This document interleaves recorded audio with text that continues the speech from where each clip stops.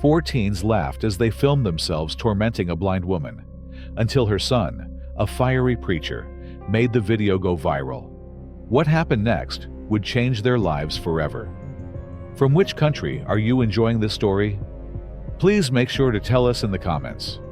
Subscribe for the full, unforgettable story of cruelty, redemption, and the power of a mother's love. The laughter came first. That high-pitched, snickering kind that young people think doesn't carry. But to Mavis Johnson's ears, it might as well have been shouted through a megaphone. She paused mid-step, her white cane hovering just above the uneven sidewalk. 68 years on this earth, 30 of them in darkness, had taught her the difference between harmless laughter and the kind that meant trouble. This was the latter. She considered crossing the street, but the rush hour traffic made that impossible without help. The bus stop bench was still 20 paces ahead if she remembered correctly. She adjusted the strap of her purse on her shoulder and kept moving, the steady tap-tap-tap of her cane guiding her forward. Then the laughter got closer. "Yo, watch this," a boy's voice said, too loud, too eager. Before she could react, something yanked her cane sideways. Her fingers lost their grip. The cane clattered to the ground, rolling away. Mavis staggered, her arms wheeling for balance, but her hips still clipped the edge of the bus stop bench. Pain flared sharp and hot, but she bit back a sound. She wouldn't give them the satisfaction. Her purse had slipped from her shoulder and hit the pavement. She heard the contents spill, her coin purse snapping open, the soft clatter of peppermints scattering, the crinkle of the bulletin from Sunday's church service. "Damn, she really can't see," a girl said, giggling. Mavis inhaled slowly through her nose. She knew this game. She'd lived through worse. She knelt carefully, her knees protesting against the concrete. Her fingers brushed the edge of her purse first, then searched for her things. The peppermints had rolled in different directions. She found one near her shoe. A foot suddenly kicked it away. "Oops," the boy said, not sounding sorry at all. "My bad." Another round of laughter. Mavis stopped moving. She tilted her head slightly, listening. 4 of them, she guessed. 2 boys, 2 girls. Young, high school, maybe. She could hear the rustle of fabric as they shifted, the squeak of sneakers on pavement, the faint electronic chime of a phone camera being activated. "You need some help, Grandma?" the same boy asked, his voice dripping with fake concern. Mavis turned toward his voice. Her unseeing eyes seemed to lock onto him anyway. "Child," she said, her voice low and steady, "you gonna give me back my cane?" There was a beat of silence. Then the laughter came again, louder this time. "Or what?" the boy shot back. "You gonna see me in court?" The others howled at that. Mavis didn't raise her voice. "You think this is funny?" she asked. "I've been blind 30 years. But you?" She shook her head. "You the one who can't see." For a second, no one spoke. Then the boy scoffed. "Whatever, Grandma." She heard movement, footsteps, then the sound of her cane being picked up. For a foolish second, she thought maybe he'd hand it back. Instead, there was a sharp whistling sound as he threw it. A car horn blared. Tires screeched. Then the unmistakable crunch of her cane being crushed under wheels. The kids erupted into laughter again. Mavis clenched her jaw. She could hear the girl still recording, the faint click of the phone's buttons. Then, cutting through the laughter like a blade, "What the hell is wrong with you?" A new voice. Deep. Furious. The laughter died instantly. Mavis knew that voice. She turned her head toward it. "Elijah," she said softly. Her son didn't answer. She heard his footsteps, fast and heavy, coming closer. Then the rustle of fabric as he bent down next to her. His large hands gently took hers, pressing her cane, broken, she realized, back into her grip. "I got you, Mama," he murmured. Then he stood. She could feel the shift in the air, the way the kids suddenly went still. "Give me that phone," Elijah said, his voice dangerously calm. No one moved. "Now." A second passed. Then the girl, Brianna, Mavis would later learn, whispered, "I didn't do anything." The phone was yanked from her hands. Mavis heard the tap of Elijah's fingers against the screen. Then his sharp exhale. "You think this is funny?" he asked, his voice shaking with barely contained rage. "You get your kicks from messing with a blind woman?" From humiliating someone who's done nothing to you. No one answered. Elijah let out a slow breath. Then he did something Mavis didn't expect. He laughed. It wasn't a nice sound. "Oh, you're gonna learn today," he said. And with that, he hit send. The girl, Brianna, made a small, choked sound when Elijah took her phone. "Hey, you can't just." "I can," Elijah said, not raising his voice. The steadiness of it made the air feel heavier. "And I did." His thumb moved across the screen. "Let's see how many likes cruelty gets these days." Mavis reached out, her fingers brushing her son's arm. "Elijah!" He didn't pull away, but his muscles were taut under his suit jacket. She could smell his cologne, something warm and woodsy, undercut now by the sharp scent of anger. The boy who'd thrown her cane, Jake, she'd heard one of the others call him, shoved his hands in his pockets. "We were just messing around. No big deal." Elijah's silence was worse than shouting. Mavis heard the exact moment Jake's bravado cracked.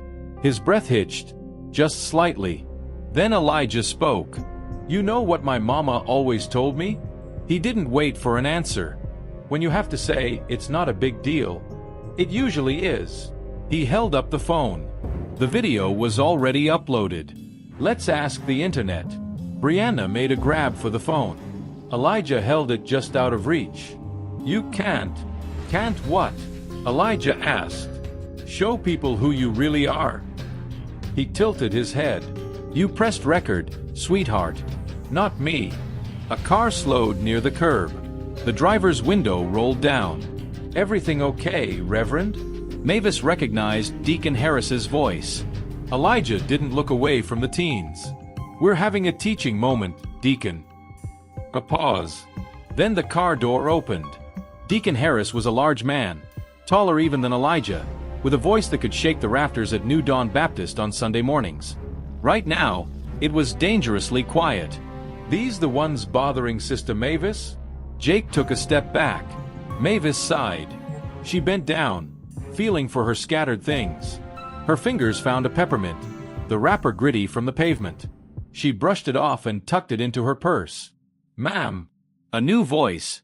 Young, uncertain. One of the other girls. "Let me help." Mavis stilled. The girl's hands trembled as she picked up the bulletin and the coin purse. When she pressed them into Mavis's palm, her fingers were ice cold.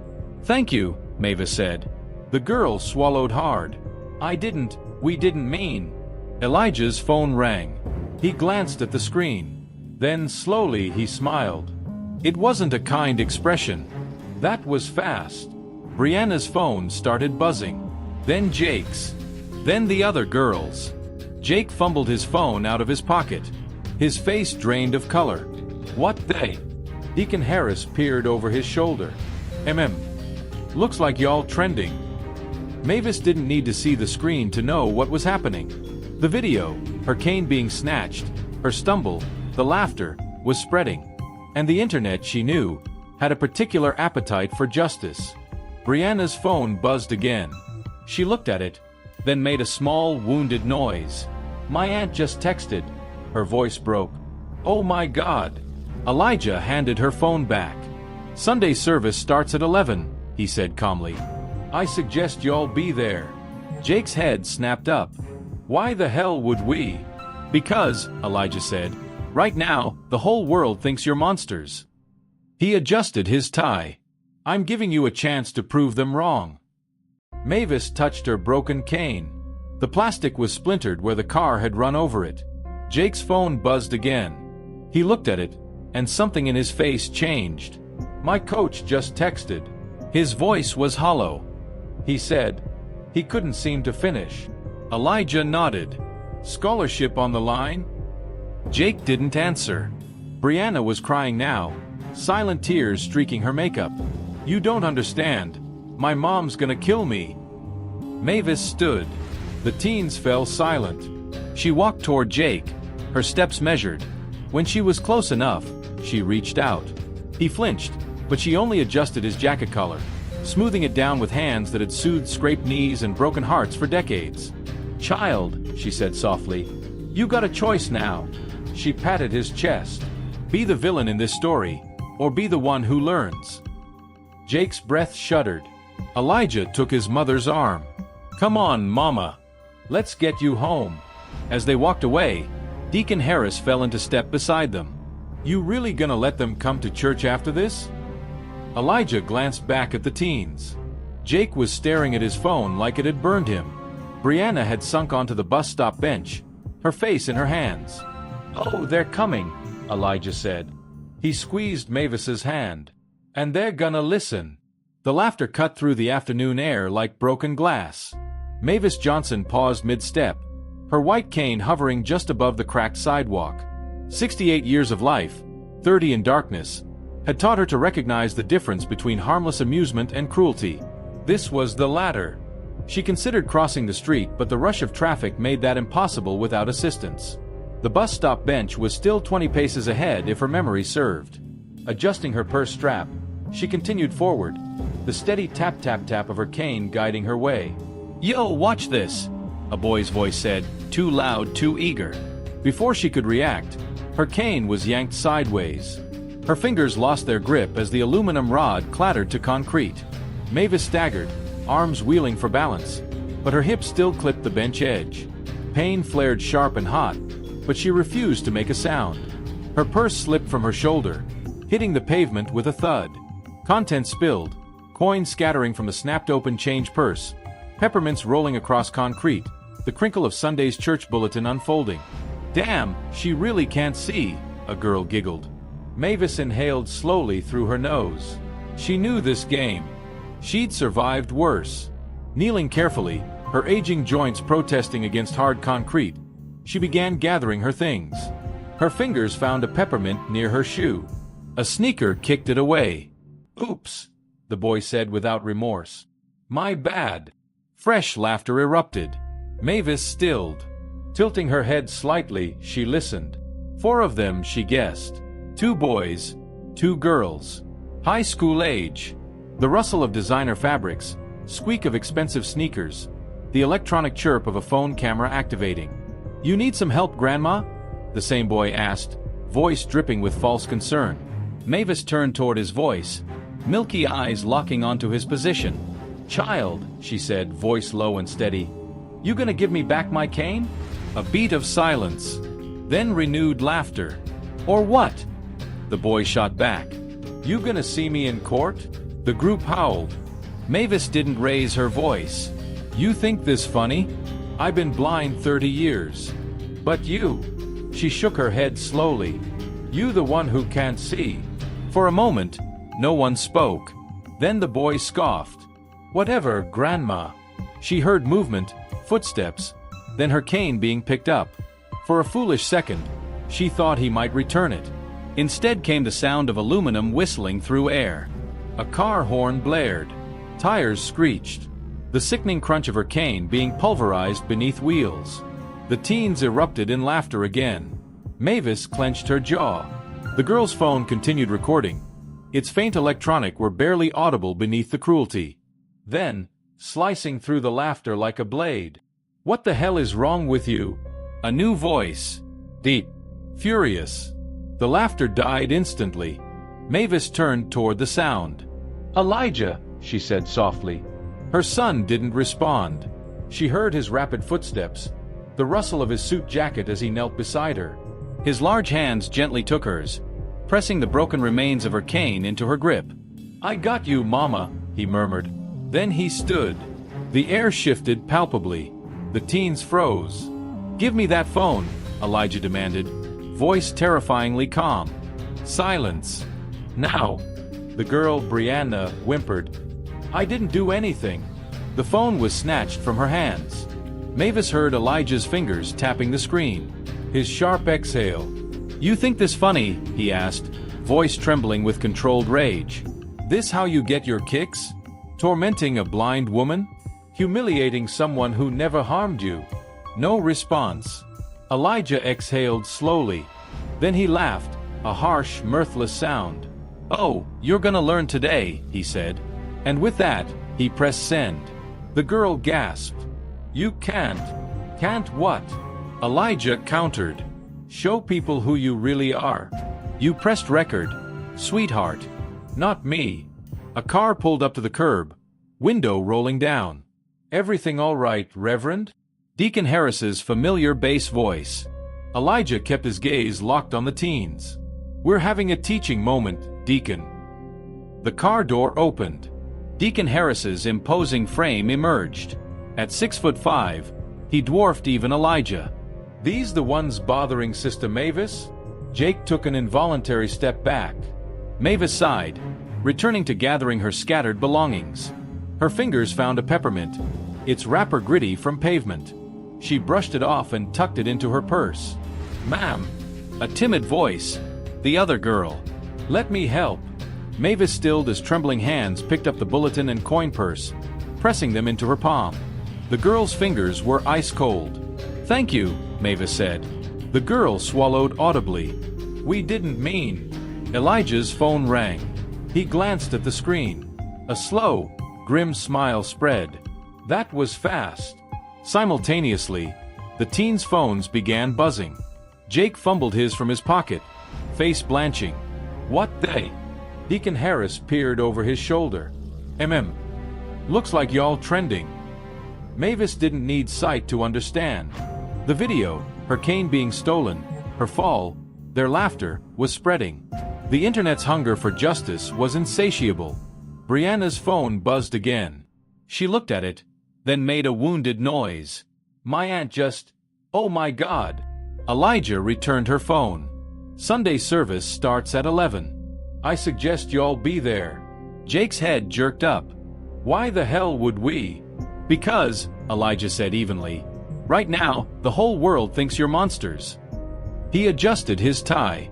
I'm giving you a chance to prove them wrong. Mavis ran her fingers along her shattered cane. The aluminum was splintered beyond repair. Jake's phone buzzed again. His expression shifted to something like terror. My coach just... He couldn't finish. Elijah nodded. Scholarship on the line? Jake's silence answered. Brianna was crying now, tears streaking her makeup. You don't understand. My mom's gonna kill me. Mavis stood. The teens fell silent. She moved toward Jake, steps measured. When close enough, she reached out. He flinched, but she only adjusted his crooked jacket collar, smoothing it with hands that had comforted generations. Child, she said softly, you got a choice now. She patted his chest. Be the villain in this story, or be the one who learns. Jake's breath hitched. Elijah took his mother's arm. Come on, Mama. Let's get you home. As they walked away, Deacon Harris fell into step. You really letting them come to church after this? Elijah glanced back at the shell-shocked teens. Oh, they're coming. He squeezed Mavis's hand. And they're gonna listen. The first notification popped up on Jake's phone. A Twitter alert showing the video had already garnered 10,000 views. His hands shook as he stared at the screen, realizing too late that some lessons come with the harshest consequences. Brianna's phone rang.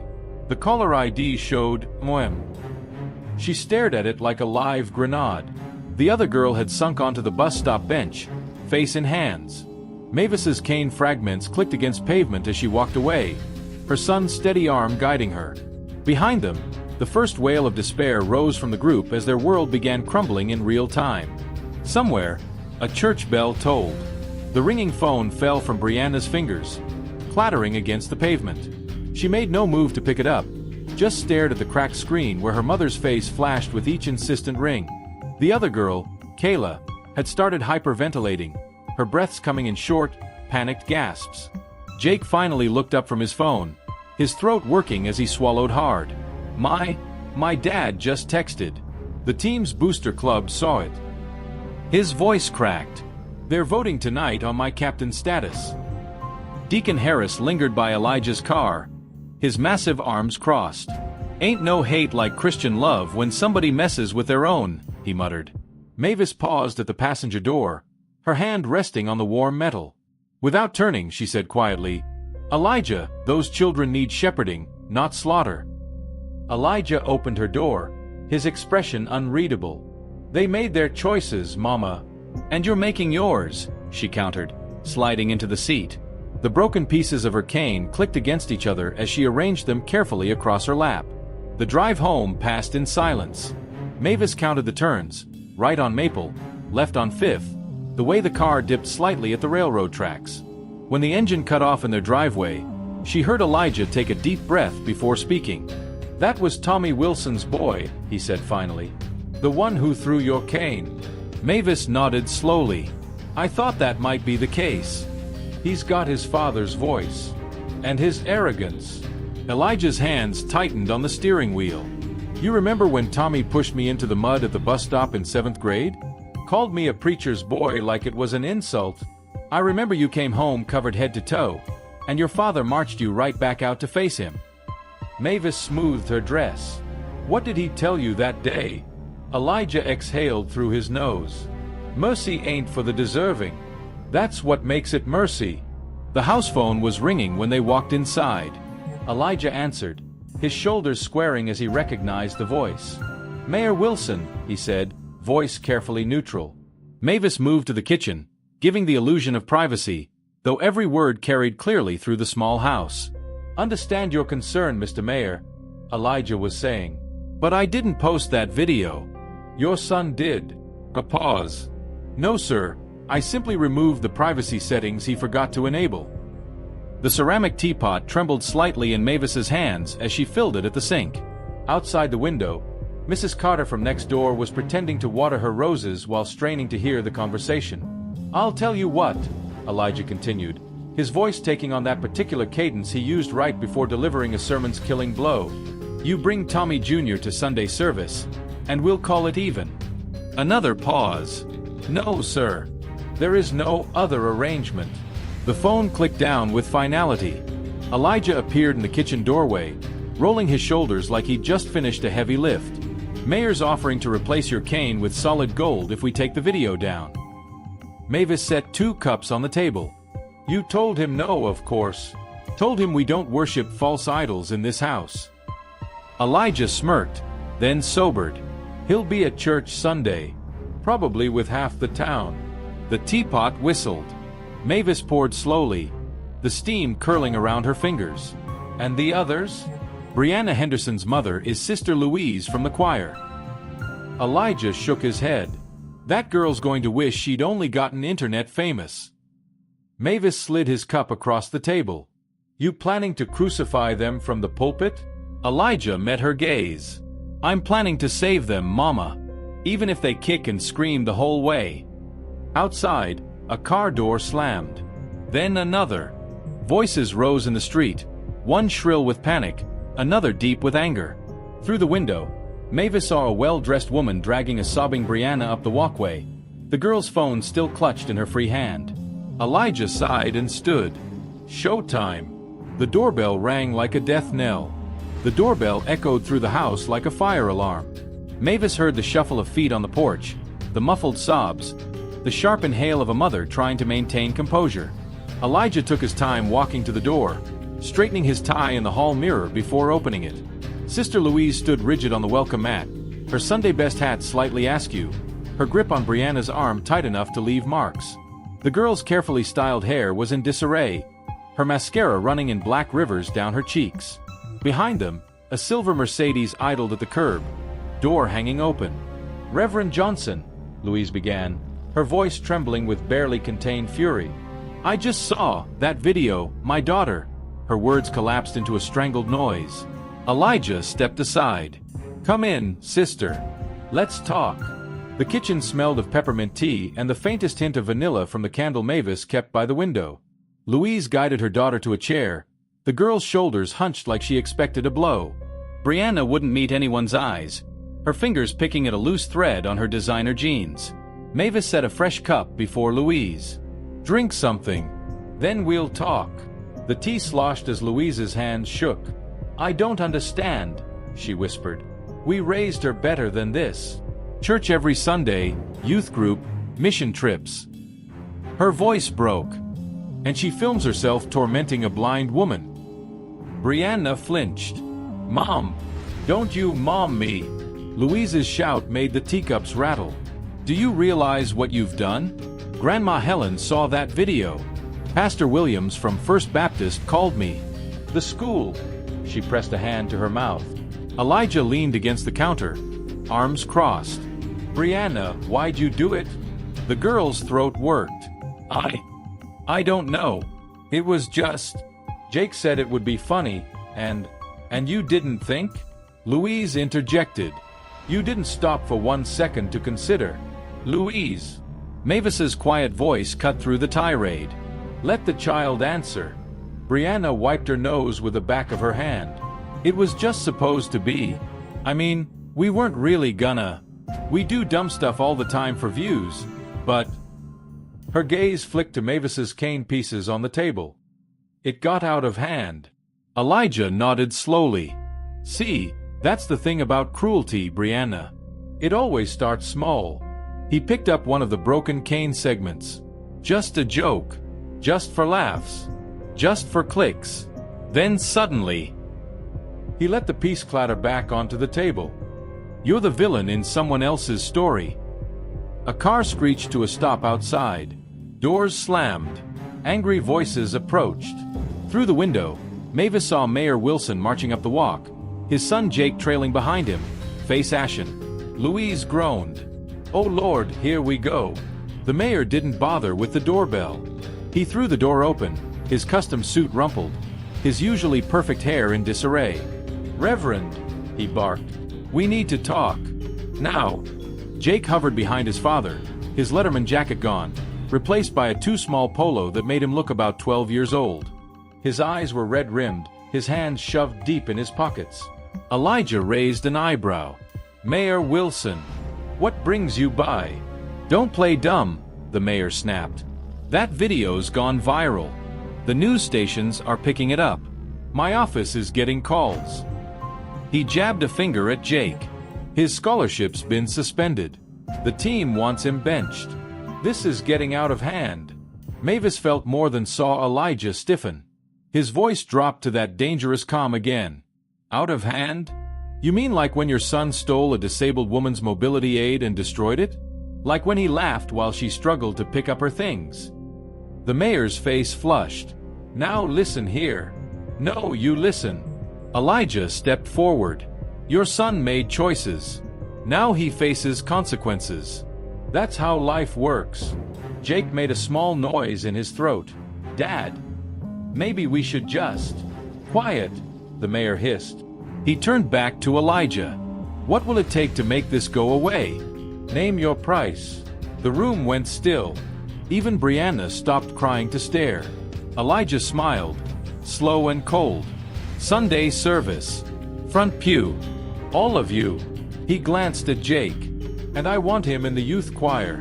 Jake's head jerked up. What? No way. Done, the mayor said through clenched teeth. Now will you take the video down? Oh no, Elijah said. The internet does what the internet does. But... He reached into his pocket and pulled out his phone. I'll post a follow-up, showing true repentance. He looked at each teen in turn, assuming there is any. Outside, thunder rumbled in the distance. The first drops of rain pattered against the window. Mavis ran her fingers along the broken cane pieces, listening to the sounds of lives being rearranged. The hitch in Brianna's breath, Jake's muttered curse, the mayor's frustrated exhale. Somewhere in the house, the grandfather clock struck the hour. Time, it seemed, was up. The lesson was about to begin. The rain pattered harder against the windows as silence settled over the kitchen. Mayor Wilson's jaw worked like he wanted to argue more, but one look at Elijah's face made him reconsider. He grabbed Jake's shoulder and steered him toward the door. Sunday, the mayor muttered. Front pew. The door slammed behind them hard enough to rattle the picture frames. Louise let out a long breath and stood, pulling Brianna up with her. We'll be there too, Reverend. She smoothed her daughter's hair back from her tear-streaked face. And we'll be having a long talk about restitution when we get home. Brianna opened her mouth like she wanted to protest, but one look at her mother's face made her snap it shut again. When they'd gone, Elijah sank into a chair and rubbed his temples. Lord, give me strength. Mavis slid the honey toward him. You handled that about how I expected. He snorted. Meaning, like a bull in a china shop. She took a sip of tea. But sometimes China needs breaking. The rain intensified, drumming against the roof now. Somewhere down the street, a car horn blared. Elijah's phone buzzed incessantly on the table. Notifications piling up from the viral video. Mavis reached over and flipped it face down. "Leave that be for now. You know this is bigger than just those kids, right?" Elijah stared out the rain-streaked window. This town's been pretending racism and classism don't exist here for decades. That video just ripped the band-aid off. She nodded slowly. "And you aiming to pour salt in the wound or heal it?" Before he could answer, another knock came at the door, softer this time. Elijah groaned. "Who now?" Mavis already knew. She'd heard the hesitant footsteps on the porch, the nervous shifting of weight from foot to foot. "It's the other girl, Kayla." Sure enough, when Elijah opened the door, the quiet girl from the bus stop stood there, soaked to the bone, her arms wrapped around herself. She wasn't crying anymore, just hollow-eyed and shaking.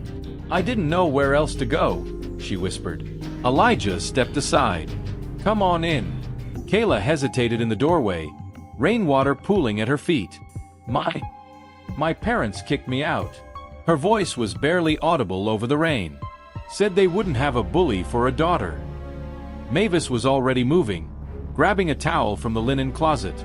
"Come sit by the heater, child." The girl obeyed, her teeth chattering. Up close, Mavis could smell the fear on her, sharp and acrid. This wasn't just about the video anymore. Elijah crouched in front of her. "Kayla, right? You didn't do the worst of it, but you didn't stop it either." "Why?" The girl's breath hitched. "Jake's dad owns the bank. My parents. We're behind on our mortgage." She swallowed hard. "I thought if I went along." Mavis pressed the towel into her hands. The pieces clicked together, the nice clothes slightly too big, hand-me-downs. The nervous energy, constant fear of losing home, the desperate need to belong, because stability was fragile. Elijah's face darkened with understanding. He exchanged a look with his mother. Outside, lightning flashed, illuminating the street where a lone figure trudged through the downpour. Jake, walking away from his father's taillights, his Letterman jacket dark with rain. The storm, it seemed, was just beginning, and Sunday was coming. The rain drummed a steady rhythm on the roof as Kayla sat hunched over her tea, the steam curling around her face. Mavis could hear the girl's shallow breathing, the way her fingers trembled against the ceramic mug. "Your parents really put you out in this weather?" Elijah asked, his voice tight. Kayla nodded, a single water droplet falling from her hair into her tea. "Dad said he won't have me embarrassing the family like this." Her throat worked. "The bank called our loan last month. If Mayor Wilson pulls his business from Dad's shop." Mavis reached across the table and covered Kayla's hand with her own. The girl flinched at the touch, then clung to it like a lifeline. Elijah stood abruptly, his chair scraping against the linoleum. "I'll be right back." The screen door squeaked open and slammed shut. Through the window, Mavis could hear his voice cutting through the rain, calling after Jake. The boy's responding mutter was too low to make out, but the shuffle of wet sneakers on the porch steps announced his reluctant return. Jake stood dripping in the doorway, his usual swagger gone. Water darkened his blonde hair to brown, plastering it against his forehead. He stared at Kayla, then at Mavis, his gaze catching on the broken cane pieces still laid out on the table. "Dad's pissed," he muttered, as if this explained everything. Elijah guided him inside with a firm hand on his shoulder. "Sit. Dry off." The two teens sat across from each other, the table between them like a battlefield. Kayla kept her eyes fixed on her tea. Jake picked at a loose thread on his soaked polo. The grandfather clock in the hall ticked loudly in the silence. Finally, Mavis spoke. "Jake Wilson, you remember my peach cobbler?" Jake's head jerked up. "What?" "Every church potluck, you'd take 2 helpings," she continued calmly. "Even when your mama told you to save some for others." He shifted uncomfortably. "Yeah, I guess." "And Kayla Jefferson, you always help Sister May with the nursery kids, even though you're old enough to sit with the youth group." Kayla's breath hitched. "They're just babies. They get scared during service." Mavis nodded. "See, I may be blind, but I see y'all clearer than most." She tapped the table with one finger. "The people in that video? That ain't who you are at your core, but it's who you chose to be today." Jake's hands clenched into fists. It was just a stupid prank. Nobody was supposed to. To what? Elijah cut in. To see. To care. He pulled out his phone. Because over 200,000 people saw Jake, and they care. The color drained from Jake's face. 200? That's not possible. Kayla made a small, wounded noise. "My college applications." Thunder rumbled outside, shaking the windows. The storm had settled in for the night. Elijah leaned forward. "Here's what's going to happen. Sunday morning, you'll all be in that front pew. You'll listen to every word. And after service," he looked between them, "you're going to work." "Work," Jake echoed. "Community service," Elijah clarified. "Starting with helping rebuild the community center playground." Kayla's head snapped up. "But that's where the homeless kids hang out." Elijah finished. "Yeah, exactly." Jake opened his mouth to protest when a new sound cut through the storm. A car skidding to a stop outside, doors slamming, and Brianna's voice rising in panic. The front door burst open, revealing Brianna and her mother, both soaked. Louise's face was ashen. "Reverend," she gasped, "you need to turn on the news." Elijah grabbed the remote. The television flickered to life, showing a shaky cell phone video of their quiet street, now crowded with news vans and protesters. A reporter stood under an umbrella, gesturing to the Johnson house. Viral video showing the bullying of a blind black woman by privileged teens has sparked nationwide outrage, the reporter said. Local civil rights groups are calling for. The screen cut to another clip, a woman Mavis recognized as the head of the NAACP chapter, speaking passionately to a crowd. "This isn't just about teenagers being cruel," the woman said. "This is about systemic racism, about who gets to abuse power without consequences." Elijah muted the TV. The room sat in stunned silence. Brianna was crying again. We didn't think." Jake stared at the screen, his usual bravado shattered. "Dad's gonna kill me." Mavis stood slowly, her joints protesting. She moved to the window, listening to the chaos outside. The chanting, the shouted demands for justice, the wail of approaching police sirens. A lifetime of experience told her this wasn't just about 4 stupid kids anymore. The town's carefully maintained facade had cracked, and all the ugliness they'd swept under the rug for decades was spilling out. She turned back to the room, to the 4 terrified young faces looking to her for guidance. Outside, the storm raged. Inside, another kind of tempest was brewing. "Elijah," she said quietly, "best call Deacon Harris. We're gonna need more chairs." The rain lashed against the windows as the house filled with voices. Deacon Harris arrived first, his massive frame blocking the doorway as he shook water from his coat. Behind him trailed 3 more church elders, their faces grim in the flickering light of the storm. Brianna huddled on the couch between Kayla and Jake, the 3 of them looking like drowned rats. Louise paced the living room, wringing her hands while the television played muted news footage of the growing crowd outside. Elijah handed out towels. "Deacon, what's the word out there?" Harris accepted a towel with a grunt. Half the town's divided between folks calling for those kids' heads and others saying this is being blown out of proportion. He glanced at the teens. "No offense." Jake shrunk into himself. Brianna sniffled. Kayla just stared at her hands. Mavis moved to the kitchen, listening to the murmur of voices. The tea kettle whistled as the front door opened again. More arrivals seeking shelter from both the rain and the storm of controversy. "Reverend Johnson?" A new voice. Tentative. Mavis recognized it as young Tyrell from the youth choir. "My mom sent me. She's with the NAACP group outside. They want to know, well, what you want them to do." Elijah sighed. "Tell her we're handling it. No need for." A loud knock cut him off. The room fell silent. Mavis felt the tension thicken as Elijah went to answer. The moment the door opened, angry voices spilled inside. "Absolute disgrace." Mayor Wilson boomed. "Call off your people, Reverend." This is getting out of hand. Your son started this, a woman retorted. Mavis recognized Sister Maybelline's sharp tone. Now the whole world sees Dalton for what it is. Chairs scraped as people stood. Voices rose. Mavis heard Jake whimper, "Oh God!" She moved then, her cane tapping firmly against the hardwood. The sound cut through the chaos like a gunshot. Enough. The room fell silent. Mavis walked to the center of the living room, her unseeing eyes somehow taking in every person. Mayor Wilson, sit down. Sister Maybelline, hush. The rest of you, find a seat or find the door. No one moved.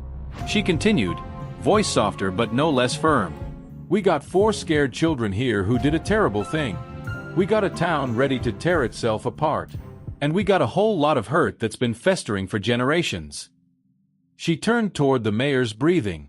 Tommy, you remember when they found those nooses at the high school last year? The mayor cleared his throat. Now Mavis, that was just a prank. And when the Johnson twins got passed over for that scholarship in '92? Just politics, right? She didn't wait for an answer. This ain't just about today. This is about every time folks look the other way. Outside, a chant rose above the rain. No justice, no peace. Kayla burst into tears. I just want to go home. The raw pain in her voice seemed to pierce the room. Mayor Wilson exhaled sharply. Jake reached over and awkwardly patted Kayla's shoulder. Elijah stepped forward. Here's what's going to happen. Tonight, everyone goes home safe. Tomorrow, we meet at the church, NAACP, school board, everyone. These kids will face consequences, but not mob justice. Sister Maybelline started to protest, but Mavis cut her off. And Sunday, that sermon's happening. Whole town's invited. She smiled grimly. Let's see who shows up. Lightning flashed, illuminating the faces in the room. Angry, scared, remorseful. The storm wasn't over. But for the first time, neither was the conversation. The grandfather clock struck midnight. Sunday was coming. The rain finally eased near dawn, leaving the streets glistening under pale morning light. Mavis sat at the kitchen table, fingers tracing the rim of her coffee cup. The house had emptied hours ago. Protesters dispersed. Teens sent home with their families under strict instructions to return for Sunday service. Only Elijah remained, pacing the living room as he fielded endless phone calls. You should rest, Mavis said when he paused between calls. Elijah's chair scraped as he sat across from her. Can't. The national news picked up the story. CNN wants an interview. Mavis hummed. And what will you tell them? That this isn't about 4 kids, Elijah said immediately. It's about the system that raised them to think this was okay. The refrigerator hummed in the silence that followed. Outside, a car rolled slowly past the house, its occupants no doubt gawking at the makeshift memorial that had sprung up overnight. Flowers and cards piled around a new white cane someone had left on the porch. Elijah's phone buzzed again. He groaned when he saw the caller ID. School superintendent. He answered on speaker. Reverend Johnson speaking. Reverend. The superintendent's voice was strained. We've got a situation. The school board emergency meeting starts in an hour, and... I'll be there, Elijah interrupted. With the students. A pause. That's not advisable. Emotions are running high. We've already suspended all 4 pending investigation. Mavis felt Elijah tense. You punishing them without hearing their side? It's procedural, the superintendent said stiffly. Given the national attention. Aha! Elijah stood abruptly. Tell you what. You hold off on that suspension until after Sunday service. Let the community see these kids taking responsibility. Otherwise... He let the threat hang. The superintendent exhaled sharply. You're putting me in a difficult position. No, sir, Elijah said softly. Your students did that. Now we all gotta deal with it. When the call ended, Mavis reached for her sweater. Best get ready. Sounds like we're going to school. The high school parking lot was packed when they arrived. News vans, police cars, and clusters of students milling about despite it being Saturday. A murmur rippled through the crowd when Elijah helped Mavis from the car. Inside, the school board members sat at a long table on the auditorium stage, faces grim. The 4 teens sat together in the front row, looking impossibly young under the fluorescent lights. Jake spotted Elijah and visibly sagged with relief. The gavel banged. Order! This emergency session will come to order. For the next hour, Mavis listened as speaker after speaker took the podium, some calling for expulsion, others for forgiveness. The teens sat stone-faced through it all, except Kayla, who flinched every time someone said, "Those monsters." Finally, the superintendent called Elijah forward. The room hushed. Elijah didn't approach the podium. Instead, he turned to face the crowd directly. Yesterday, for children did something cruel. Today, we decide whether to be cruel back. He gestured to the teens. They made a mistake. But mistakes are how we learn. A board member scoffed. This wasn't a mistake, Reverend. It was hate. Was it? Elijah challenged. Or was it ignorance? The kind we're all guilty of when we look away from injustice every day. He let that sink in before continuing. I propose these students complete their suspensions through community service, rebuilding the playground at the low-income housing project they vandalized last Halloween. The room erupted. Mavis heard Jake whisper, "How'd he know about that?" The gavel banged repeatedly. When order was restored, the superintendent looked shaken. "We'll take that under advisement." Meeting adjourned. Outside afterward, reporters swarmed. Elijah shielded Mavis as they pushed through, but not before she heard a familiar voice call her name. "Mavis! Over here!" She turned toward the voice, Sister Maybelline's granddaughter, a local reporter. The young woman's voice dropped conspiratorially. "Any comment on rumors Mayor Wilson tried to bribe you?" Mavis smiled serenely. "Honey, you'll have to come to Sunday service to find out." As they drove away, Elijah chuckled. "Well played, Mama." Mavis patted his knee. The first battle was over. But Sunday's sermon loomed large, and with it, the chance for real change in Dalton. The church parking lot would be full tomorrow. Of that she had no doubt. The church parking lot began filling 2 hours before service. By the time the choir started warm-ups, people were parking on lawns and down side streets. Mavis stood at her usual spot by the welcome table, listening to the unfamiliar footsteps, reporters with their clicking cameras, curious outsiders whispering, and the low murmur of regular parishioners who weren't sure how to feel about the circus their Sunday service had become. Elijah's voice carried from his office where he was giving last-minute interviews. "No, we won't be naming the students today. This isn't about shame, it's about redemption." A hush fell when the Wilson family arrived. Mayor Tommy walked stiffly in his Sunday best, his wife clutching his arm. Jake trailed behind, shoulders hunched, his usual swagger replaced by something fragile. The crowd parted silently to let them pass. Mavis heard the exact moment Brianna and her mother entered. The sudden intake of breaths, the rustle of people turning. Louise marched down the aisle like a soldier going to battle, her daughter pale but head held high. Kayla came alone. Mavis reached out as the girl passed. "Your parents." Kayla's voice was barely a whisper. They said they'd watch online." Mavis squeezed her hand. "You sit with me today, child." The organ swelled as Elijah took the pulpit. Sunlight streamed through stained glass, painting the sanctuary in fractured colors. Every pew was packed, black and white faces side by side in a town that usually self-segregated without thinking. Elijah didn't open with prayer. Instead, he lifted a broken white cane, Mavis's, high for all to see. "Book of Luke, chapter 6, he began, voice resonating through the silent church. "Why do you look at the speck in your brother's eye, but fail to notice the beam in your own?" Jake sank lower in his seat. "For 3 days, Elijah continued, the internet has dissected what 4 children did wrong. But today, I want to talk about what we all did wrong." He paced the pulpit. "We built a town where a mayor's son thinks he can bully with impunity. Where a good girl stays silent because her family's mortgage depends on it. Where it takes a viral video for us to see injustice happening right under our noses."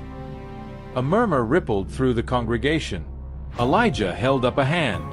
"Now, some folks want these children crucified. Others want to sweep this under the rug. But God's giving us a third option, the hard work of real change. He turned to the teens. Stand up, please. With trembling legs, the four rose: Jake, Brianna, Kayla, and the quiet boy who'd mostly watched that day. You're going to rebuild what you broke, Elijah said. Not just Sister Mavis's cane, but the trust you shattered. Starting with volunteering at the community center every Saturday for the next year. The mayor stood abruptly. Now wait just And, Elijah continued louder, their parents will match those hours serving alongside them. The congregation erupted. Reporters scribbled furiously. Mavis felt Kayla's fingers clutch hers like a lifeline. When the noise subsided, Elijah's voice dropped to a hush. Here's the truth, church. We've all been blind. Blind to prejudice, blind to privilege, blind to pain. But today, he gestured to Mavis. Today we follow a blind woman's example, learning to see not with eyes, but with heart. The organ swelled as the choir stood. Hundreds of voices joined Amazing Grace, the lyrics taking on new meaning as Jake Wilson wept openly in the front pew. After service, as the crowd milled about uncertainly, Mavis felt a tentative touch on her arm. Miss Mavis.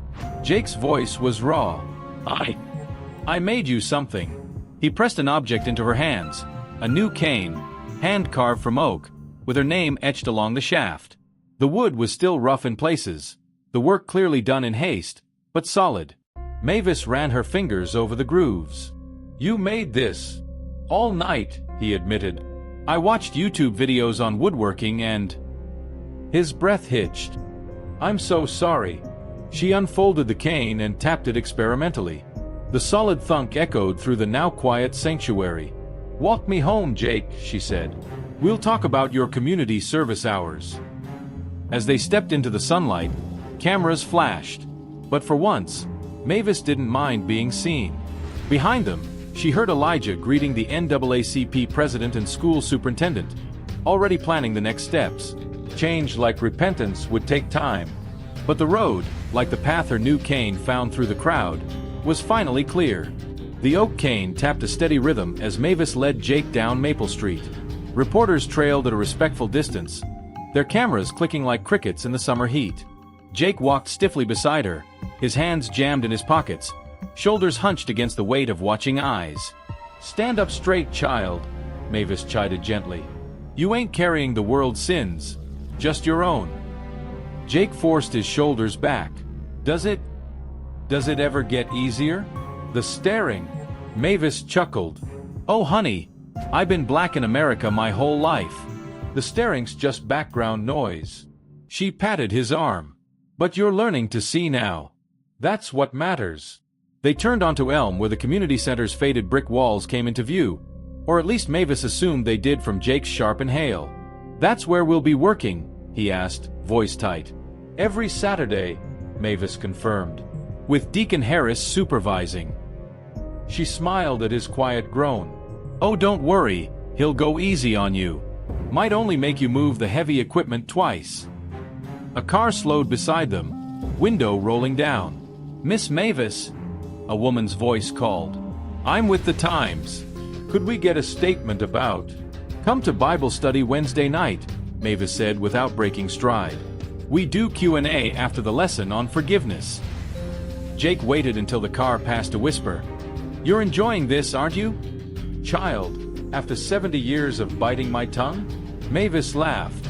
I'm savoring every minute. At her porch steps, Jake hesitated. My dad's not happy about the community service. Mavis paused with her hand on the railing. Tommy Wilson spent 20 years building his perfect little kingdom. Now God's remodeling. She turned toward him. You got a choice, Jake. Help rebuild something better, or keep pretending the cracks don't exist. Inside, the phone was ringing. Again. Mavis ignored it in favor of the chair by the window where the afternoon sun painted warm stripes across her lap. Jake lingered awkwardly in the doorway. You need anything before I go? Water? Tea? Mavis considered him. This privileged boy suddenly aware of his own blindness. Next Saturday, bring your friends early. I'll make peach cobbler. Jake's breath hitched. You'd do that? Honey, Mavis said, settling into her chair. Someone's got to teach y'all how to be human. Outside, a news helicopter circled lazily above the church steeple. Somewhere downtown, Elijah was no doubt giving another interview. And in quiet houses across Dalton, for families were having conversations they'd avoided for generations. Mavis smiled as Jake's footsteps faded down the walk. The cane leaned against her chair, solid and sure. Tomorrow would bring more cameras, more speeches, more growing pains. But for now, she reached for her knitting, content to let the world spin on without her for a little while. The real work would come soon enough. The following Saturday morning, Mavis stood at her kitchen counter rolling out pie crust when the first hesitant knock came. Through the screen door, she could hear the shuffle of nervous feet. 4 pairs instead of 3. "Well, don't just stand there letting the flies in," she called without turning from her work. "Come on in and wash up. Cobbler won't make itself." The door creaked open, releasing a wave of teenage awkwardness into the room. Jake cleared his throat. "Miss Mavis, we brought—" "Speak up, child. These old ears don't catch mumbles." Brianna's voice piped up, surprisingly confident. "We brought you something." A rustle of paper, then the scent of fresh flowers filled the air. "From my grandma's garden. She said to tell you they're the pink peonies you always admired." Mavis wiped her hands on her apron and reached for the bouquet.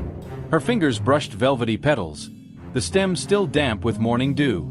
"Well, aren't these something?" She nodded toward the sink. "There's a vase under there. Kayla, honey, fill it halfway." "No, your other left, darling." As Kayla fumbled with the vase, the 4th teen, quiet Marcus who'd mostly watched that day, hovered near the doorway. Mavis turned her head toward him. "Marcus, isn't it? You any good at peeling peaches?" I've never." "Then today's your lucky day." She thrust a paring knife and bowl of fruit into his hands. "Mind your fingers. I don't have Band-Aids small enough for city boy cuts." The kitchen came alive with activity. Peach juice sticky on fingers, flour dusting darkwood floors, the occasional yelp when someone got too close to the hot oven. Through it all, Mavis orchestrated like a symphony conductor, her new cane tapping time against the chair leg. "Jake, stop manhandling that dough like it owes you money. Gentle hands." "Brianna, sugar goes in the filling, not your mouth." "Marcus, if you peel one more strip off that peach, I'm making you eat the pit." By the time Deacon Harris arrived to collect them for community service, the cobbler sat golden brown on the counter, its cinnamon scent wrapping around the room like a promise. "Well, I'll be," Harris boomed from the doorway. "Sister Mavis got y'all cooking like church ladies." Jake grinned, flour dusting his cheek. "She's scarier than you, Deacon." Mavis swatted at him with a dish towel. "Go on now. That playground won't rebuild itself." As they filed out, she called after them, "And wash up proper after. I ain't serving cobbler to kids smelling like sweat and regret." Through the open window, she listened to their footsteps fade down the walk, lighter now, punctuated by laughter instead of shame. The morning news played softly on the radio, some pundits still dissecting the Dalton incident. Mavis clicked it off. Outside, a car door slammed. Then another. Then a chorus of voices rising in protest as Deacon Harris no doubt put them to work hauling lumber. Somewhere in the chaos, Jake hooped as he challenged Marcus to a wheelbarrow race. Mavis smiled, her fingers finding the smooth wood of her new cane. Healing, like baking, required patience. But oh, when done right, how sweet the results. The summer heat draped over Dalton like a damp blanket as the weeks passed. Every Saturday morning, the 4 teens arrived at Mavis's doorstep, sometimes sheepish, sometimes laughing, always punctual. They'd bake together, the kitchen filling with the scent of cinnamon and burnt crusts, courtesy of Jake's ongoing battle with oven temperatures. Then they'd march to the community center, flowers still dusting their shirts, to work under Deacon Harris's watchful eye. One particularly sweltering August morning, Mavis heard an unfamiliar rhythm in Jake's approach. Not his usual confident stride, but something hesitant. His knock came softer than usual. "Doors open," she called, kneading dough at the table. Jake entered alone, the screen door slapping shut behind him. No cheerful banter, no dramatic retelling of his week. Just the creak of a chair as he slumped at the table. Mavis wiped her hands on her apron. Where are the others? Marcus has family stuff. Kayla's helping Brianna study for some test. He picked at a splinter in the table. Dad pulled strings to get me out of community service. Mavis stilled. Did he now? Said it was bad optics having me work with those people. Jake's voice cracked on the words. Like it's some political campaign instead of. Instead of doing what's right?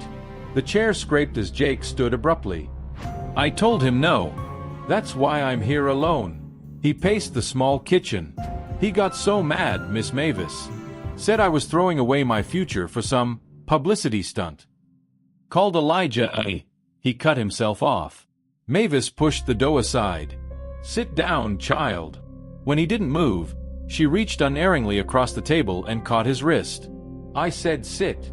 Jake collapsed into the chair like a puppet with cut strings.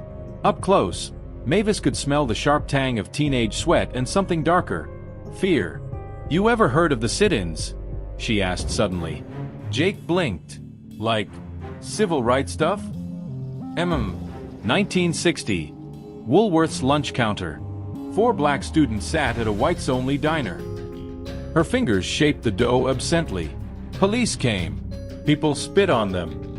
Threw ketchup in their hair. Jake swallowed hard. Did they win? Mavis smiled. Well, last I checked, you've been eating at Woolworth's all your life. She tapped the table between them. Point is, doing right ain't always safe. Or easy. But it's always worth it. Outside, a car horn blared. Probably Deacon Harris getting impatient. Mavis stood, pressing a hand to Jake's shoulder as she passed. Grab that cobbler, would you? And mind that loose board on the porch steps. Nearly took Elijah out yesterday. Jake's laugh was shaky but real. Yes, ma'am. As they stepped into the blistering heat, Mavis caught the scent of fresh-cut grass and, beneath it, something sweeter, the first hint of autumn on the breeze. Change was coming, slow but sure as the turning seasons. And for the first time in a long while, she found herself looking forward to it. The leaves had just begun to turn when the first real test came. Mavis was shelling peas on her porch swing when the familiar rumble of Mayor Wilson's Cadillac pulled up. Not the hesitant stop-and-go of the teens' arrivals, but the assertive purr of authority parking where it pleased. "Afternoon, Tommy," Mavis said without looking up. The peas made soft plinks as they hit the bowl. The mayor cleared his throat. "Mavis." His polished loafers creaked on the steps. "We need to talk about my son." She patted the empty space beside her on the swing. "Sit down before you give yourself a hernia standing there all puffed up." The swing groaned under his weight. Up close, he smelled like expensive cologne and the faintest whiff of bourbon, the good kind Elijah kept for special occasions. "He's turning down Stanford," Wilson burst out. "Says he wants to attend that community college with the Jefferson girl and work at the damn rec center." His voice dropped to a furious whisper. "Do you have any idea what this will do to his future?" Mavis set aside the pea pods. "Sounds to me like he's building his own future instead of living yours." The mayor made a strangled noise. "That's not, he can't just," his fist clenched on his knee. "This is your doing. You and that preacher son of yours." The swing rocked gently between them. Somewhere down the block, children laughed on their way to the newly renovated playground. "You remember that time Tommy Jr. broke his arm at the old playground?" Mavis asked suddenly. "Second grade, I believe." Wilson stiffened. "What does that have to do with?" "Took 6 stitches in his forehead too, as I recall." Mavis smiled at the memory. "You carried him 2 blocks to the clinic, blood soaking through your nice white shirt." The mayor's breathing slowed. He kept saying he was sorry about the shirt. And what did you tell him?" A long pause. Then, so quiet Mavis barely caught it, "I said shirts don't matter. Only people do." The swing creaked. A leaf drifted down onto Mavis's lap, early fall, crisp at the edges. Wilson stood abruptly.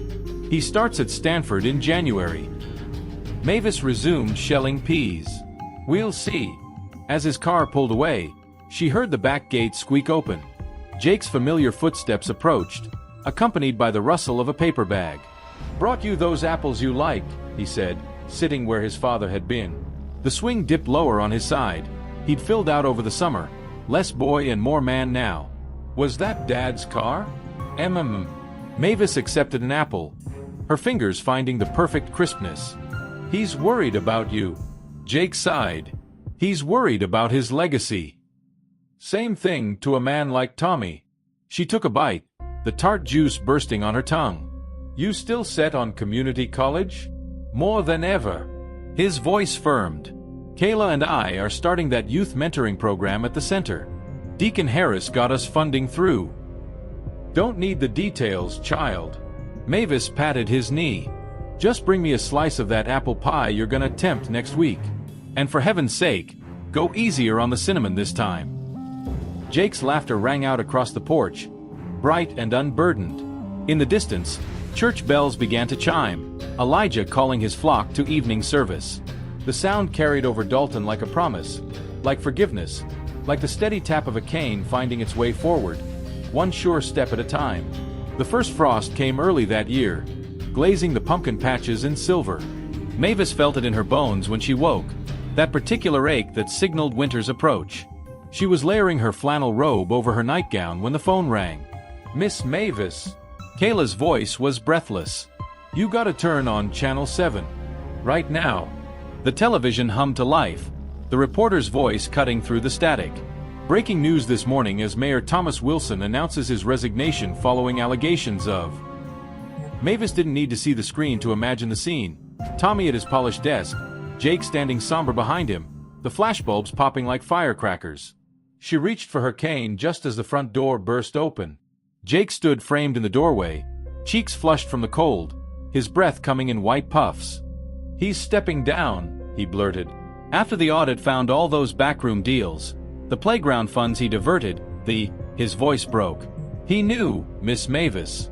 The whole time, he knew about the mortgage pressure on Kayla's family. Mavis opened her arms. The boy, no, the young man, collapsed into them, his shoulders shaking. Behind him, Kayla hovered in the doorway, snow melting in her braids. The mentoring program, she whispered. Will we still? Come here, child, Mavis said over Jake's shoulder. She gathered them both close, the way she had when they were just wayward souls in her kitchen. Outside, the church bells began to ring. Not their usual melody, but the slow, resonant toll that marked endings and beginnings. Jake pulled back first, wiping his face. I have to go. The press. Mavis pressed her cane into his hands. Take this, and stand up straight when you speak. His fingers closed around the worn wood. For a heartbeat, their roles reversed, her steadying him instead of the other way around. Then he squared his shoulders and marched back into the cold, Kayla at his side. Mavis stood in the open doorway long after they'd gone, the winter air sharp against her cheeks. Somewhere down the street, a radio played an old spiritual. Asterisk, I once was lost, but now I'm found. Asterisk. She smiled. The cane would come back to her eventually. But for now, let the children lead. The snow had just begun to fall when Mavis heard the familiar uneven footsteps on her porch. One strong stride, one slight shuffle from an old football injury. She didn't bother with the doorbell anymore. Elijah just walked right in these days, bringing the cold air with him like an excitable puppy. Brought you something, he said, setting a heavy dish on the table. The scent of cinnamon and nutmeg curled through the kitchen. Apple pie, if her nose didn't deceive her. From the church bake sale. Jake made it. Mavis snorted. Lord help us. That boy still can't tell nutmeg from cayenne. Elijah's laugh rumbled through the small kitchen as he put the kettle on. He's trying, Mama. They all are. The chair creaked as he sat across from her. You hear Kayla got that scholarship? Full ride to state. She nodded, running her fingers along the edge of the pie dish. The crust was crimped unevenly, one side thicker than the other. A beginner's pie. Perfect. And Brianna? Leading the youth group now. Even got her mama volunteering at the shelter. He poured their tea, peppermint for her, black for him. Marcus started that after-school coding club at the community center. Had 12 kids last week. The wind rattled the window panes. Somewhere in the distance, children's laughter carried from the playground, the one they'd rebuilt, board by board, swing by swing. Mavis took a sip of tea, letting the warmth spread through her. And Jake? Elijah was quiet for a moment. City Council appointed him interim mayor until the special election. He chuckled at her raised eyebrows. 18 years old and already cleaning up his daddy's messes. The pie knife slid through the crust with a satisfying crunch. Steam rose from the filling. Apples, yes, but with a hint of something unexpected. Mavis took a bite and burst out laughing. Lord above! Is that Ginger? Told you he was experimenting. Elijah's phone buzzed. He glanced at it and smiled. Speak of the devil. Says he's stopping by after the budget meeting. Wants your advice on something. Mavis waved her fork toward the window where snowflakes swirled and the streetlights glow. Tell that boy to wear his good coat. Winter's coming on hard. As Elijah typed his reply, Mavis turned her face toward the window, though she couldn't see the snow. Didn't need to. The world outside was changing. Had already changed, in ways deeper than seasons. The proof was in the uneven pie crust, the earnest footsteps soon to grace her porch, the cane she didn't need as much these days with all the helping hands around. She took another bite of pie. Too much ginger. Not enough sugar. Absolutely perfect. The wind howled through the eaves as Mavis sat by the fireplace, her knitting needles clicking a steady rhythm. The logs crackled and popped, filling the small living room with the scent of cedar and memories. She could feel the weight of the coming snow in the air, that peculiar stillness that settles just before a storm. A knock came at the door, 3 quick raps, then 2 slower ones. Jake's signature. It's open, child, she called without looking up from her knitting. The door creaked inward, bringing with it a gust of cold air and the faint scent of pine from the Christmas wreath on her porch. Jake's boots thudded heavily on the hardwood, snow melting from his soles. Miss Mavis, you won't believe what? He stopped abruptly. Where's your cane? Mavis set her knitting aside. Where it belongs. Now what's got you all in a tizzy? Jake's coat rustled as he shrugged it off.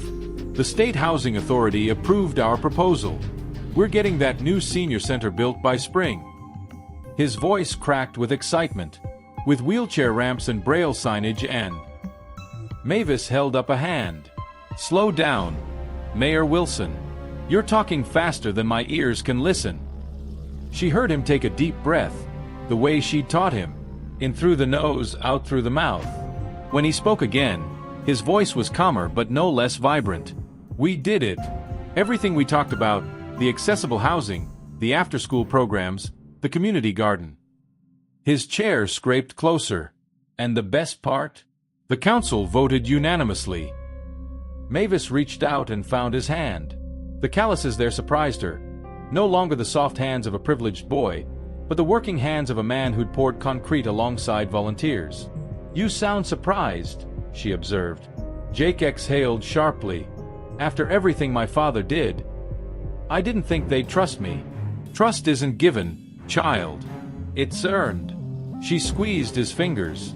Like respect. Like change. Outside, the first snowflakes began to patter against the window. Somewhere down the street, carolers started singing Silent Night, their voices weaving through the winter air. Jake's chair creaked as he leaned forward. There's something else. A paper rustled. The university reached out. They want me to start that political science program in the fall, but only if I feel like I can leave things here in good hands. Mavis smiled. And do you? The fire popped. The carolers' voices swelled. And in that holy pause between question and answer, the old house seemed to hold its breath. Yeah, Jake said softly. I do. Mavis nodded, her fingers finding her knitting again. The wool was warm beneath her touch, the pattern emerging stitch by steady stitch. Outside, the snow continued to fall, blanketing Dalton in quiet possibility. The tea kettle began to whistle, high and bright, a sound like hope, like tomorrow, like the steady rhythm of a cane no longer needed but never forgotten. Go on then, Mavis said, her needles clicking. Pour us some tea. We've got plans to make. The fire had burned down to glowing embers when the last of the tea was gone. Jake's chair creaked as he stood, gathering their empty cups. Mavis could hear the snow still falling outside, muffling the world in softness. You sure you don't want your cane back before I go? Jake asked, his voice tinged with amusement. I might not return it this time. Mavis waved a dismissive hand. Keep it. Does my heart good knowing you'll have something sensible to lean on up there at that fancy university. Jake's laugh filled the small house, warmer than the fire had been. Yes, ma'am. His footsteps moved toward the door, then paused. Miss Mavis? Thank you. For everything. She didn't answer right away. The words settled around her like the snow outside. Quiet. Transformative. When she finally spoke, her voice was softer than the knitting wool in her lap. Don't thank me yet, child. Your story's just begun. The door opened, letting in a swirl of cold air and the distant sound of church bells ringing in Christmas Eve. Jake stepped out into the winter night, the tap of Mavis's cane echoing down the porch steps before fading into the snow-quiet street. Inside, Mavis turned her face toward the dying fire. The embers pulsed like a heartbeat, like the steady rhythm of change, like the quiet certainty that some lessons, once learned, could never be unlearned. Somewhere down the block, a child's laughter rang out, bright and clear against the winter night. Mavis smiled and picked up her knitting once more. The needles clicked together, stitch by steady stitch, weaving a pattern as timeless as forgiveness, as enduring as hope, as simple and profound as a blind woman's wisdom passed down through generations. One stubborn, loving lesson at a time. The snow kept falling. The town kept changing. And in the warm glow of her quiet home, Mavis Johnson, mother, teacher, and reluctant revolutionary, knitted on into the night. The Christmas bells had barely faded when the new year rolled in with a biting January wind. Mavis sat at her kitchen table, fingertips tracing the raised dots of her Braille calendar. The house felt different without Jake's weekly visits. Quieter, though not unpleasantly so. Like the stillness after a good sermon. A knock startled her from her thoughts. Not Jake's signature rap. This was lighter, hesitant. Come in, Kayla, Mavis called. Doors unlocked. The hinges squeaked as Kayla entered, bringing with her the scent of cold air and lavender shampoo. How'd you know it was me? Child, I'd recognize that nervous shuffle anywhere. Mavis pushed her calendar aside. What's troubling you? Kayla's chair scraped against the linoleum as she sat. It's the community center. The new director cut our after-school program budget. Her voice wavered. All those kids counting on us. Mavis reached across the table, finding Kayla's trembling hands. And what did Jake say when you called him? A pause. Then a soft gasp. You knew I hadn't told him? Just like I know you're chewing your bottom lip right now. Mavis squeezed her fingers. That boy may be off at university, but his heart's still here. Same as yours. The refrigerator hummed in the silence that followed. Outside, a snowplow rumbled down the street, its blade scraping against pavement. Kayla exhaled sharply. I didn't want to bother him. He's got midterms and nothing. Mavis stood abruptly. Come help me find my good stationery. We're writing that boy a letter. As they moved to the living room, Kayla's footsteps grew steadier. Miss Mavis? Do you think... could I ever be as strong as you? Mavis paused at the hutch, her hand hovering over the embossed paper. Honey, you stood up to a mayor at 18 years old. You're already stronger than I was at twice your age. The grandfather clock ticked in the hall as they composed the letter together.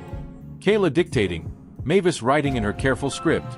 When they finished, Kayla sealed the envelope with a decisive press of her thumb. I'll walk this to the post office, she said, her voice firm now. And tomorrow, I'm calling an emergency board meeting. Mavis smiled as the door clicked shut behind her. Outside, the winter sun broke through the clouds, its weak warmth filtering through the windows. She ran her fingers along the edge of Jake's last letter, the one where he'd written about his professor suggesting he run for state senate someday. Change kept coming, like seasons, like generations. And as long as there were children willing to fight for what was right, Mavis thought, settling back into her chair, the world would keep turning toward the light. The knitting needles clicked together in her hands, the wool warm and alive beneath her fingers. Another row, another stitch, another day's work done. The winter sun had barely risen when Mavis heard the familiar rumble of Deacon Harris's truck pulling into her driveway. She was already at the stove, frying ham and eggs, when his heavy knock shook the front door. Come on in, Deacon, she called over her shoulder. Coffee's hot. Harris stomped snow from his boots in the entryway. Sister Mavis, you ain't gonna believe who just called me at 6 a.m. His voice vibrated with barely contained excitement. Mavis flipped a golden brown egg. Let me guess. Our boy Jake. Hopped a red eye from Boston soon as he got Kayla's letter. The chair groaned under Harris's weight. Should be rolling into town any minute. The skillet sizzled as Mavis added another egg. And the community center board? Called an emergency meeting for noon. Harris chuckled deep in his chest. That young firecracker Kayla done rallied half the parents in town. Even got the newspaper coming. Mavis plated the eggs with practiced ease. Pass me those biscuits, would you? We'll need our strength today. They ate in comfortable silence, the kind forged through decades of shared battles. Outside, the town slowly woke. Snowplows grinding, children laughing on their way to school, the distant whistle of the 7:15 train pulling into the station. Harris was just wiping his plate clean with the last biscuit when tires crunched on the frozen driveway. A car door slammed, then another. Footsteps pounded up the porch steps, one set light and quick, the other with a familiar uneven rhythm she'd know anywhere. The door burst open before she could call out. Cold air rushed in, carrying with it the scent of coffee and exhaustion and the faintest hint of that cheap aftershave Jake had started wearing in high school. Miss Mavis, his voice cracked with fatigue and adrenaline. Did Kayla tell you? Sit down before you fall down, Mavis ordered. There's ham and eggs keeping warm on the stove. Jake's sneakers squeaked on the linoleum as he hurried to obey. Kayla's hand found Mavis's shoulder. Small but steady. The board meeting's at noon, she said. We've got 30 families coming to protest the cuts. Mavis nodded, pouring fresh coffee. The rich aroma filled the kitchen, mingling with the scent of melting snow on wool coats. Outside, the church bells began to chime 8 o'clock. 4 hours until showtime. Jake wolfed down his food with the single-minded focus of a college student who'd missed too many meals. Between bites, he outlined his plan. Statistics to cite, donors to call, alternative funding sources to propose. His words tumbled over each other in his haste. Mavis let him talk himself out before speaking. You forgetting something, Mayor Wilson. Jake froze, fork halfway to his mouth. What? She reached across the table and tapped his chest, right over his heart. The most important tool you got ain't in that fancy education of yours. It's right here. Kayla squeezed Mavis's hand. She's right. Numbers won't change their minds. But stories might. The grandfather clock ticked in the hallway as the three of them huddled around the table, refining their strategy. Jake's voice grew stronger as he talked about Jamal, the quiet third grader who'd blossomed in their tutoring program. Kayla's eyes shone as she described Mrs. Henderson's tears when her autistic grandson made his first friend at the center. Deacon Harris stood abruptly. I best go wake up Reverend Johnson. This here's gonna be a sermon worth hearing.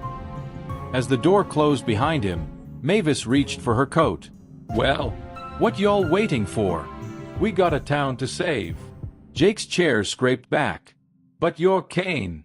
Mavis buttoned her coat with steady hands. Child, I walked through fire to get civil rights in this town. A little snow won't stop me now. The winter air stung her cheeks as they stepped outside. Somewhere down the street, a car engine turned over, then another. The town was waking up, shaking off the frost of indifference. Mavis lifted her face to the weak morning sun and smiled. Change was coming. Again. Always. And this time, the children were leading the charge. The community center parking lot was packed by 11:30, cars lining the snowy streets in every direction. Mavis could feel the energy buzzing through the crowd as Jake helped her up the salted steps. Parents murmuring, children fidgeting, reporters testing their microphones with sharp taps. Inside, the board members sat stiff behind their folding tables, nameplates gleaming under fluorescent lights.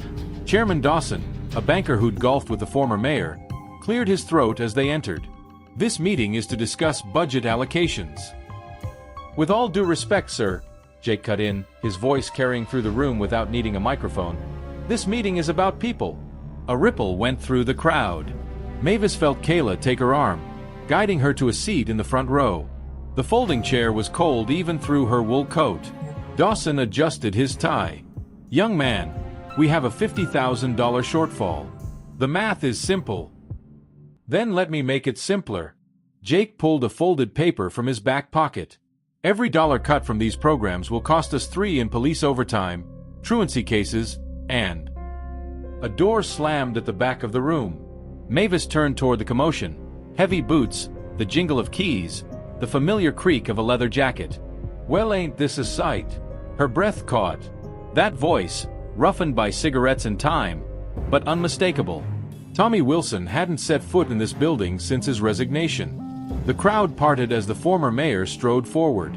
His cologne, that expensive sandalwood he'd always worn, mixed with the faintest hint of bourbon. Mavis heard Jake's sharp intake of breath. "Dad!" Tommy ignored his son, addressing the board instead. "Dawson, you remember the Henderson account? The one that saved your bank in '08. He tossed an envelope onto the table. "There's $75,000 in that trust. Use it for the damn programs." The room erupted. Reporters surged forward. Chairman Dawson sputtered about procedures. Through the chaos, Mavis felt Tommy's presence beside her. His breathing was uneven, his leather gloves creaking as he clenched and unclenched his fists. "Always knew you'd be my undoing, Mavis Johnson," he muttered, too low for the others to hear. She reached out and found his arm, squeezing through the stiff leather. "No, Tommy. Today's your redemption." The gavel banged. The board voted. And as the cheers shook the old community center's rafters, Mavis felt something warm and solid press into her hands. Jake's latest letter, the one about running for office. Only now, the paper was signed by 2 generations of Wilsons. Outside, the winter sun broke through the clouds at last, its light streaming through the frosted windows, glinting off tears and laughter alike. The snow would melt. The programs would continue. And the town, her stubborn, flawed, beautiful town, would keep moving forward. Mavis folded the letter carefully and tucked it in her pocket, right over her heart. Some lessons, it seemed, were never truly finished. And that, she thought as Jake and Tommy helped her to her feet, was exactly as it should be. The late winter sun streamed through the community center windows as the crowd slowly dispersed. Mavis sat quietly, listening to the excited chatter around her.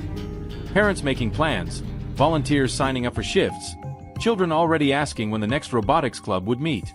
Jake crouched beside her chair. "Miss Mavis, you okay? Need anything?" She patted his cheek, rough with the beginnings of a college man's beard. "Just catching my breath, child. You go on. Your daddy looks like he could use some company." Tommy stood apart from the celebration, his shoulders hunched under the weight of unfamiliar humility. Mavis heard Jake approach him, the awkward pause before Tommy cleared his throat. "Son, about the trust fund. Dad, you didn't have to." "Damn right I did." Tommy's voice was gruff but softer than Mavis had heard in years. "Should have done it months ago." A chair scraped nearby as Kayla sat beside Mavis. "Think they'll be okay," she whispered. Mavis smiled. "Healing takes time. But they've made a start." She turned toward Kayla's voice. "Just like you have, leading all this." Kayla's fingers fidgeted with her sweater sleeves. "I was so scared, Miss Mavis. What if we'd failed? Then we'd have tried again tomorrow." Mavis found her hand and squeezed. "Change don't usually come all at once. It's more like..." She gestured toward the windows where melting snow dripped steadily from the eaves. "Like spring. Slow and sure." Deacon Harris's booming voice cut through the chatter. "All right, folks. Reverend Johnson's waiting at the church with the good coffee and the better gossip. Let's move this celebration proper." As the crowd began filing out, Mavis remained seated, listening to the sounds of her town coming back to life around her. The squeak of sneakers on polished floors. The easy laughter of neighbors reunited. The steady rhythm of Jake and Tommy walking toward her together, their footsteps falling into an imperfect but hopeful sync. "Ready, Miss Mavis?" Jake asked, offering his arm. She took it, then reached out her other hand toward where she knew Tommy stood hesitating. After a moment's pause, his leather-gloved fingers closed gently around hers. Together, the 3 of them walked into the sunlight, past the melting snowbanks, past the reporters packing up their cameras, past the old playground where it had all begun. The church bells rang out across Dalton, clear and bright as truth, as forgiveness, as the promise of seasons changing and hearts healing and lessons passed down through generations. Mavis lifted her face to the sun and smiled. The road ahead was long, But for the first time in a very long while, she didn't need a cane to see the way forward. The church basement hummed with laughter and the clatter of paper plates as the celebration spilled over into potluck territory. Mavis sat at the head of the longest table, her fingers tracing the familiar grooves in the old wooden surface where generations of church ladies had carved their initials. Someone had placed a slice of peach cobbler in front of her, Jake's latest attempt, if the slightly burnt crust was any indication. All around her, the sounds of healing unfolded. Tommy Wilson awkwardly accepting a handshake from Deacon Harris. Kayla showing off her acceptance letter to State University to a cluster of beaming elders. Reverend Elijah holding court by the coffee urn, his deep laughter rising above the din. Jake slid into the chair beside her. "Penny for your thoughts, Miss Mavis?" She pushed the cobbler toward him. "I was thinking about how this recipe has survived 3 generations of terrible bakers in your family." His snort of laughter turned heads across the room. "Hey now, I followed your instructions exactly. Child, I said a pinch of cinnamon, not a shovel full." She took a bite anyway, the too sweet filling bursting across her tongue. "Still better than your granddaddy's version. That man could burn water." Jake's chair creaked as he leaned closer. "Seriously though, thank you for not giving up on us. On any of us." Mavis set her fork down with a soft clink. Outside, the first robins of spring sang in the churchyard. Somewhere near the dessert table, Tommy Wilson was attempting to make amends with Sister Maybelline, his gruff apologies punctuated by her tart responses. "This town," Mavis said slowly, "it's like my knitting projects. You drop a stitch, you don't throw the whole piece away. You go back and fix it. Might take time, might leave a little scar in the pattern. But the finished work," she patted Jake's hand, "worth every tangled thread." The basement door banged open, letting in a burst of spring air and the excited shouts of children from the newly saved after-school program. Their footsteps thundered down the stairs as they rushed toward the dessert table, their voices bright with the uncomplicated joy of youth. Jake stood to help with the sudden onslaught of small hands reaching for cookies. As he moved away, his father took his place. Hesitant, uncertain, but there. Tommy cleared his throat. "Mavis, She pushed the cobbler toward him. "Hush and eat your son's cooking, Tommy. We'll talk tomorrow." And as the afternoon light slanted through the high basement windows, warming the scarred tables and the mended hearts gathered around them, Mavis Johnson, mother, teacher, and keeper of stories, sat back and listened to the beautiful, imperfect symphony of her town finding its way forward, one stitch at a time. The church bells were ringing for Easter Sunday when Mavis felt the first real warmth of spring through the open windows. She sat in her usual pew, the scent of lilies and lemon polish thick in the air.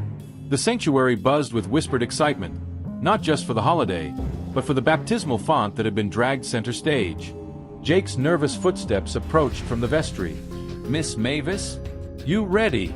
She stood without needing his arm, her hand brushing the smooth oak of the pew she'd occupied for 50 years. "Child, I was born ready." The congregation hushed as they walked forward. Jake's new suit whispered against his legs, starched shirt stiff with nervous sweat. At the font, Reverend Elijah waited with a pitcher of water that caught the morning light in dazzling ripples across the ceiling. "Thought you'd never get around to this," Mavis teased as she took her place beside the basin. Jake's chuckle eased some of the tension in his shoulders. "Had to make sure it stuck this time." Elijah cleared his throat, his preacher voice rolling through the sanctuary. "We gather today not just to welcome a new brother in Christ, but to witness a homecoming." Mavis listened as Jake spoke his vows, no longer the cocky teen who'd mocked her blindness, but a humbled man whose hands shook as he described his journey. When the water poured over his bowed head, the splash echoed like grace against porcelain. Afterward, as the choir launched into Amazing Grace, Tommy Wilson materialized at Mavis's side. His expensive cologne couldn't mask the scent of honest sweat. He'd walked to church for the first time in decades. "You knew this was coming," he accused softly. Mavis smiled. "Knew he'd find his way eventually. Just like somebody else I could mention." Tommy's breathing hitched.